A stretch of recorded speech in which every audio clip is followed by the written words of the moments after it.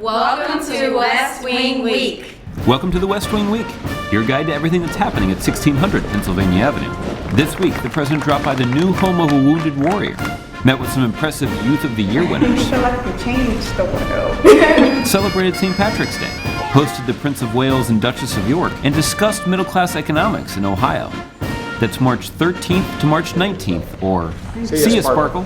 You keep at it. On Friday, the president traveled to the land of desert sun and palm trees, Phoenix, to visit a VA medical facility and to hear directly from veterans about ongoing efforts to reform that agency and live up to the commitment that we've made to our veterans. While in Phoenix, the president had a chance to surprise Sergeant First Class Corey Remsburg and congratulate him on his new home. It's beautiful. You walk through the closet, we'll meet you in the workout room. So when you're breaking a sweat, you can hydrate. Drink. A veteran of the war in Afghanistan and a wounded warrior, Thank you for taking the time to come by. Corey and the president have developed a close bond since they first met in 2009. Corey, you're already an inspiration for a lot of folks, and then for you to be able to also be involved in an organization like that, that's great. I'm really proud of you. The president kicked off the week with superintendents and school leaders from across the country. They discussed the progress we've made thanks to investments we've made in public schools and the risk to those gains that Republican-backed budget cuts would pose. If sequestration stays in place, then we will have the lowest federal assistance to our schools in real dollar terms since 2000. The president then got to spend some time with the Boys and Girls Club Youth of the Year winners. You look just how you look on TV. I do. It's true. My plan is to go into medical school. I'm trying to be a community organizer. And I'm studying to become a neurosurgeon and specialize in brain cancer. How do you feel like Boys and Girls Club helped you guys get to where you are today? We wouldn't be here if it wasn't for Boys and Girls Club. You're all going to do great things, and the key, I think, is making sure that you never get back. That you're constantly thinking about the young people coming up behind you, and how you can provide people with that same kind of confidence and support that you get. So. My fellow Americans, I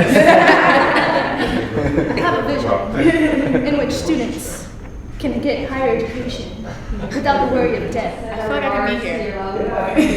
On Tuesday, St. Patrick's Day, donning a green tie, the president welcomed the Taoiseach of Ireland, Enda Kenny, to the White House. They kicked off the day in the Oval Office to discuss a range of issues of mutual concern. The biggest challenge that I have when I meet with the Taoiseach is finding something we disagree on. Then, along with the vice president, they were off to the U.S. Capitol.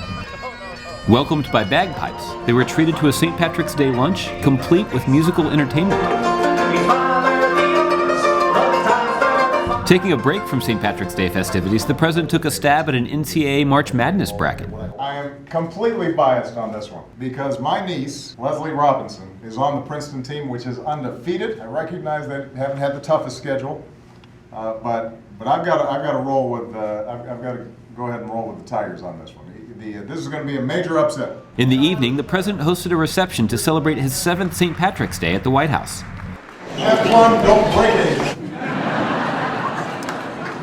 And you can take the paper napkins, but not the cloth ones. They don't belong to me. And I want my security deposit back. The president greeted some of his Irish guests and was charmed by a surprise gift. I brought you something, sir. What do we got here? This is your great-great-great-great-grandfather. Man, he's a good-looking guy. I will say that his ears, huh? There's a slight This is resemblance. where I got the ears from. This is wonderful. What a nice gift. It's beautiful. If it's Wednesday, it must be Cleveland, and the president got a tour of the impressive innovations at Magnet, the Manufacturing Advocacy and Growth Network. Are we getting a bottle of this? It's a nonprofit institution that helps small and medium-sized manufacturers grow their We business. need engineers. Then it was on to the City Club to discuss the finer points of middle-class economics and take some questions from leaders and students from Cleveland. There's nothing I'd like more than an opposition party that works with me to help hardworking Americans get ahead. I don't have another election to run. Come, let's go. Let's work. Now, the problem, though, is so far, at least, the rhetoric doesn't match the reality. The walk doesn't sync up with the talk. And all you have to do is look at the budget that House Republicans put forward just yesterday. It's a budget that doesn't just fail to embrace middle-class economics. It's the opposite of middle-class economics. Doubles down on trickle down. Thursday, back in the nation's capital, the president traveled to the Department of Energy, or more accurately, the roof You heard all about it. Thanks very much. Eric installed the solar panels you're going to see the year you were elected president. Did you do it yourself? I did every. You were up bit there. of it. That's right. where he got to see their solar panels firsthand.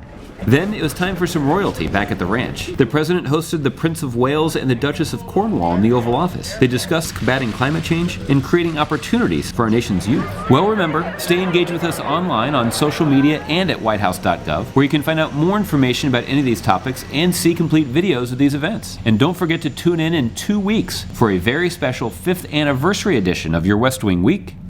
Can you say president? President. Yeah, it's working in there. It's working on me. Happy. I'm happy too. Happy.